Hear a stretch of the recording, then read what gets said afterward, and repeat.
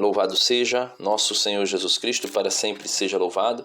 Seja bem-vindo mais uma vez ao canal Denis o Católico. Estamos no quadro Liturgia da Palavra Dominical, onde a cada domingo nós refletimos os textos que são propostos pela Igreja para o nosso crescimento espiritual, o nosso amadurecimento espiritual. E estamos hoje no 17º domingo do tempo comum, no ano A, e vamos meditar um pouco sobre os textos que a Igreja nos propõe. Meus amados irmãos, os textos desse domingo vêm trazer para nós, na segunda leitura, um trecho da carta de São Paulo aos Romanos, que é muito mal interpretada por protestantes, principalmente aqueles que se denominam calvinistas, que acreditam na doutrina calvinista. E o que é a doutrina calvinista? A doutrina calvinista ela se baseia basicamente em um ponto da fé calvinista, que é a predestinação dos santos. E aí, para eles, aqueles que foram predestinados de uma forma absoluta por Deus antes da eternidade para ser salvo, esse pequeno grupo é que se salvará porque foi predestinado para isso. É o que eles também vão designar de expiação limitada, ou seja, que a salvação é limitada para aquele grupo predestinado. E também, daí, para sustentar isso, eles vão colocar outro ponto de fé da doutrina calvinista, que é como é que eu posso dizer?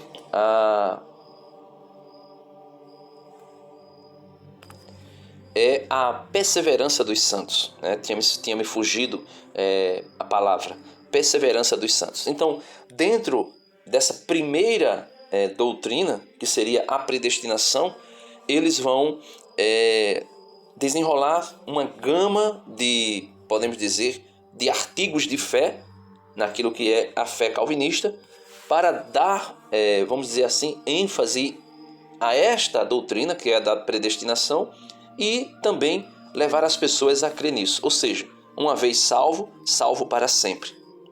E salvos por quê? Porque Deus predestinou, né? Então, fazendo uma interpretação não somente da carta de São Paulo aos Romanos, como também da carta de São Paulo aos Gálatas, ou melhor, aos Efésios, eles vão dizer que Deus escolheu um pequeno grupo para salvar, e estes foram predestinados para a salvação, e escolheu, consequentemente, a maior parte das pessoas para a condenação eterna. E, consequentemente, esses foram predestinados para o inferno. É isso que é a doutrina calvinista, colocando em panos limpos. Ou seja, Deus faz uma eleição, segundo os seus desígnios, de um pequeno grupo, salva esse pequeno grupo, e o outro grande grupo ele condena. Deus condena. Porque se a pessoa é predestinada à salvação e o outro é predestinado à condenação, então logo Deus salva um grupo e logo Deus condena o outro grupo. É isso mesmo, Deus condena o outro grupo. Porque se aquele maior grupo não tem condição alguma de converter-se, porque está destinado, ou melhor, predestinado ao inferno, então Deus condena esse grande grupo. Isso fazendo uma interpretação errônea dos textos das Escrituras. Primeiro, nós podemos ver aqui na carta de São Paulo aos Romanos, capítulo 8, versículo 28 ao 30, que é a segunda leitura deste domingo. Vai dizer São Paulo: Irmãos, sabemos que tudo contribui para o bem daqueles que amam a Deus. Veja, sabemos que tudo contribui para o bem daqueles que amam a Deus. Qual é o primeiro mandamento? Amar a Deus sobre todas as coisas. Logo aqui já cairia por terra a predestinação de Calvino. Porque alguém só pode amar se for livre. Se não for livre, não tem condição de amar. E para sustentar essa predestinação, eles negam o livre-arbítrio. Eles vão dizer que o homem, depois do pecado, não tem mais livre-arbítrio. Ah, mas como explicar, Denis, que tem pessoas que fazem coisas boas, entre aspas, então podemos assim dizer, coisas pelo menos justas, segundo a vontade de Deus, e coisas que são injustas? Como explicar isso? Eles vão dizer, não, porque as pessoas têm livre agência. Ou seja, livre agência para eles a pessoa é livre para fazer suas escolhas, mas, porém, não é livre para escolher o sumo bem que é Deus. Logo, essa pessoa não é livre. Isso é hipocrisia, isso é mentira, isso é deturpação da palavra de Deus. E ainda para corroborar com isso e para fundamentar essa doutrina errônea, e podemos dizer até satânica, porque ela se compara ou ela é inspirada naquilo que era o gnosticismo, que se falava de um grupelho que era escolhido por Deus. Esse grupelho, esse pequeno grupo, era chamados de pneumáticos, aqueles a quem Deus, o Pai de todos, havia revelado a gnose, ou seja, o conhecimento dos mistérios espirituais que estavam ocultos. E esse pequeno grupo, os pneumáticos, são os eleitos, são os salvos. E o grande grupo são os carnais, aqueles que estão a serviço do demiurgo. E logo não tem como chegarem à salvação jamais, porque não foram eleitos, não foram escolhidos por Deus para receber a revelação espiritual. É a mesma coisa. A doutrina calvinista é a mesma coisa. Já a doutrina católica vai dizer que o pecado original feriu a humanidade, mas não tirou da humanidade o livre-arbítrio. Não tirou da humanidade a capacidade de escolher entre Deus ou não. Como assim, Denis? Os textos, as parábolas do Evangelho de hoje nos explicará isso. Mas vamos lá. Continuando a segunda leitura aqui. Eu comecei pela segunda leitura. Sabemos que tudo contribui para o bem daqueles que amam a Deus. Ou seja, a gente só pode amar livremente. Se um homem coloca uma arma na cabeça de uma mulher e diz a ela, ou você me ama ou você morre. Possa até ser que ela tente fingir um amor, mas não será um amor verdadeiro. O amor é esponsal. O amor é voluntário. O amor designa um atributo divino. Deus é amor. E sendo Deus amor, sendo Deus justo, sendo Deus livre, sendo Deus todo-poderoso, livremente, sem coerção nenhuma, né? Sem ser coagido, Deus livremente ama o ser humano, mesmo depois que o ser humano pecou. Veja, São Paulo vai dizer, antes mesmo, ou melhor, quando ainda éramos pecadores, Deus nos amou. São João vai dizer, irmãos, filhos, filhinhos, amemos uns aos outros, porque Deus é amor e Ele nos amou por primeiro. Então, Deus livre ama e quer ser amado livremente. Não existe essa condição de amor imposta. Ah não, mas ele tem livre agência. Isso é mentira, isso é balela, isso é para querer sustentar uma heresia.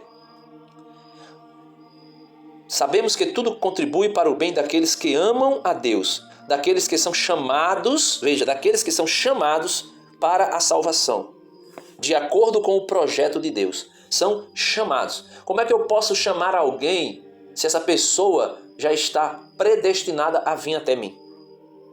Então não existe a condição do chamado. Eu só posso chamar alguém se este alguém for livre para vir até mim. Aí eles vão dizer assim, não, mas São Paulo fala aos Efésios que nós estamos mortos pelo pecado. E um morto não tem condição nenhuma de responder a um chamado. Não tem condição de responder ao meu chamado, ao teu chamado. Mas ao chamamento de Deus, lembra de Lázaro no sepulcro há 4 dias? Jesus chama Lázaro. Lázaro, vem para fora. E a voz de Deus, a palavra de Deus que se fez carne, esta palavra proclamada, ela gera vida até em quem está morto. Estamos mortos nos nossos pecados. Mas esta palavra proclamada de São Paulo, que a fé vem pelo ouvir a palavra de Deus. E esta fé proclamada gera vida até em quem está morto. E depois que gera vida, chama. Né? Ele vem. Por isso vai dizer, né? Repetindo, sabemos que tudo contribui para o bem daqueles que amam a Deus, daqueles que são chamados para a salvação. de acordo com o projeto de Deus. Aí ele vai dizer, pois aqueles que Deus contemplou, veja, contemplou, ou seja, viu, com o seu amor, que contemplou, ou pelo menos que derramou, né? Contemplar no sentido de olhar previamente, ou dar, né? Contemplar, dar o amor. Pois aqueles que Deus contemplou com o seu amor, desde sempre, ou seja, desde a eternidade, a esses ele predestinou. Aí vão dizer, aí está a predestinação. Não. Ele predestinou para quê? Para serem conformes à imagem de seu Filho. Conformes à imagem do seu Filho. Eles podem ser como Jesus, sozinhos, por suas próprias forças? Não, a igreja condenou isso de Pelágio. Pelágio, no quarto século, dizia que o homem se salvaria pelas suas próprias forças. A igreja condena. Lutero, no século XVI, vai dizer que o homem é salvo somente pela fé, não precisa fazer nada, a igreja condena. Porque São Tiago, capítulo 2, versículo 24, vai dizer, vede, ó homem, como o homem é justificado pelas obras e não somente pela fé. Então, para sermos segundo a imagem do seu Filho, para que este seja o primogênito numa multidão de irmãos. E aqueles que Deus predestinou para ser como Jesus, também os chamou, como chamou Lázaro do sepulcro. E aos que chamou, veja, também os tornou justos. E aos que tornou justos, também os glorificou. Esse glorificou está no passado, porque a igreja será glorificada definitivamente, e vamos dizer assim, efetivamente, na ressurreição. Quando for ressuscitado e levados ao encontro com Jesus. Então, aqueles que Deus predestinou, porque Deus vê antecipadamente os que iriam crer e os elege, também chama estes que iriam crer, mesmo que estejam mortos em seus pecados, quando ouvem o chamamento de Deus, eles ressuscitam, porque Deus, ao chamar, infunde vida nele, naquele que ele chama, e também os torna justos pelo seu amor, pela sua cruz, pelo seu sacrifício, e aos que tornou justo, ele glorificará. Mas aqui São Paulo, mostrando a eficácia da redenção, São Paulo vai dizer, aqueles que tornou justos, também glorificou, os glorificou. E nós podemos ver, meus irmãos, que a eleição é baseada numa visão prévia de Deus. Deus vê aqueles, ou melhor, não vou usar a palavra ver, mas vamos dizer assim, Deus conhecia, antes mesmo de criar o mundo, quem seriam aqueles que iriam livremente crer em Jesus, crer na sua palavra. E estes que ele viu que creriam nele, são os chamados eleitos de Deus. São os chamados eleitos. São Pedro, na sua primeira carta, no capítulo 1, versículo 2, eu vou ler o versículo 1 e 2 para nós compreendermos essa eleição de Deus, como se dá, como aconteceu. Não é? Vai dizer, Pedro, aqui é o Papa, né, primeiro Papa, Pedro, apóstolo de Jesus Cristo, aos eleitos que são estrangeiros e estão espalhados no Ponto, na Galácia, na Capadócia, Ásia e Bitínia, e também todos os que estão espalhados pelo mundo. Eleitos segundo o quê? Segundo um decreto de Deus, vamos dizer assim, soberano, de uma forma que o homem não tem possibilidade alguma de responder ao chamado. Eleitos segundo a presciência de Deus Pai, segundo o conhecimento de Deus Pai. Eleitos segundo a presciência, segundo o conhecimento de Deus Pai, antes mesmo que o mundo fosse criado. Para quê? Para que, sendo eleitos, sejam também santificados pelo Espírito, para obedecer a Jesus Cristo e receber a sua parte da aspersão do seu sangue.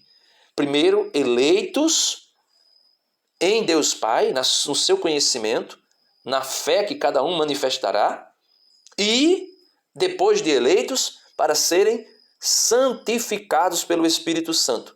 E santificados pelo Espírito Santo para quê? Para obedecer a Jesus Cristo e receber, aí sim, receber a sua parte da aspersão do seu sangue, para receber a salvação, para receber a justificação, para receber a glorificação.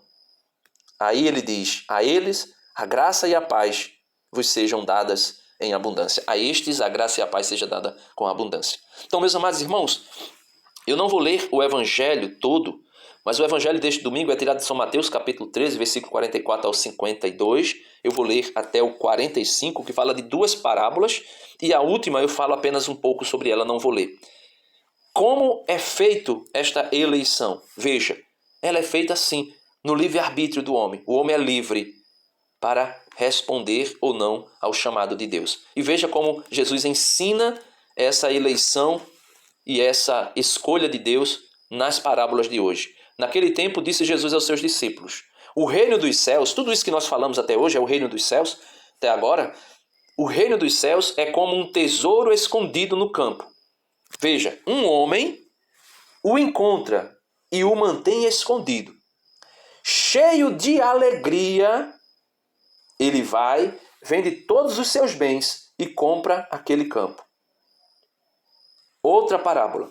O reino dos céus é também como um comprador que procura pérolas preciosas. Quando encontra uma pérola de grande valor, ele vai, vende todos os seus bens e compra aquela pérola. Ou seja, resumindo, é aquilo que nós começamos com o primeiro momento dessa reflexão. Amar a Deus sobre todas as coisas. E eu só posso encontrar um campo, encontrar um tesouro, voltar para minha casa, vender tudo e voltar para comprar aquele campo se eu for livre. Eu só posso sair pelo mundo procurando pérolas preciosas e só encontro uma pérola preciosa, vendo tudo que eu tenho para comprar essa pérola e possuir essa pérola preciosa se eu for livre. Se eu não for livre, não tem como eu fazer isso. Não tem como. Então o livre-arbítrio destrói toda e qualquer doutrina da predestinação.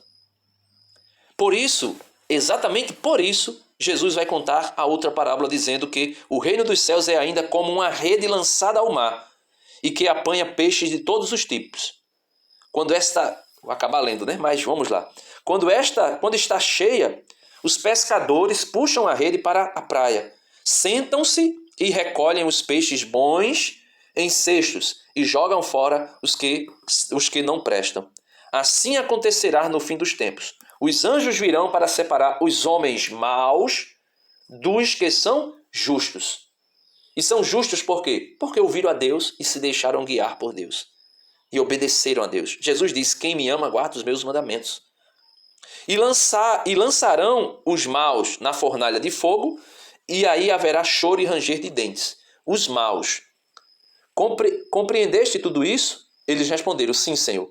Então Jesus acrescentou: assim, pois, todo mestre da lei que se torna discípulo, ou seja, que não era e passa a ser discípulo do reino dos céus, é como um pai de família que tira do seu tesouro coisas novas e coisas velhas. Tira do seu tesouro coisas novas e coisas velhas. Então, meus amados irmãos, nós podemos ver nitidamente que existe sim uma eleição, existe sim uma predestinação, mas não é a calvinista, é a católica. É a católica. E é por isso que Jesus vai dizer: eis que eu estou à porta e bato. Quem quiser e abrir a porta, eu entrarei e farei refeição com ele.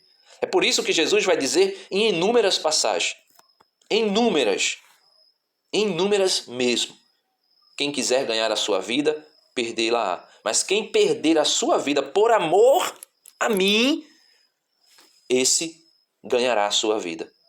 Então, que nós possamos pedir a Deus a graça de não irmos para as heresias.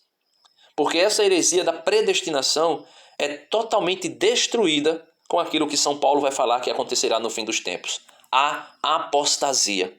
O que é apostasia? é a perca total da fé, o abandono total da fé. Eu só posso abandonar alguma coisa. Por exemplo, eu estou com a liturgia da palavra aqui na minha mão, um livro, né, um missal dominical. Eu só posso abandonar esse livro aqui na mesa se eu estiver com ele na minha mão. Se eu nunca estive com ele na mão e ele estava na mesa, eu não posso dizer que eu abandonei ele na mesa.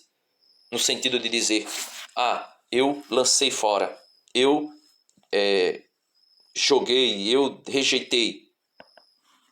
Eu só posso rejeitar algo que eu tenho. Se eu não tenho, não tem como eu rejeitar.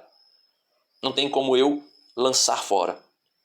Alguém pode dizer, não, mas você pode rejeitar o que você não tem, o que alguém pode querer te dar. Eu só posso fazer isso se eu for livre. Se alguém disser, Denis, toma essa liturgia para você. E mesmo que eu não tenha em minhas mãos, eu posso dizer, eu não quero. Mas eu só posso fazer isso se eu for livre. Então, a apostasia é isso. Eu só posso descartar algo que eu tenho. Algo que eu tenho. E a incredulidade é eu não aceitar algo que me é dado. Ou seja, a rejeição da graça, o endurecimento do coração, o pecado contra o Espírito Santo. Rejeitar a graça de Deus e assim autocondenar-se. Portanto, meus amados irmãos, peçamos ao Senhor a graça de nos livrarmos destas aberrações que são as heresias protestantes, que só repete as antigas heresias. Porque o calvinismo é a nova face do gnosticismo, ou melhor, né, do gnosticismo. Amém. Deus abençoe e até o próximo domingo, se Deus quiser.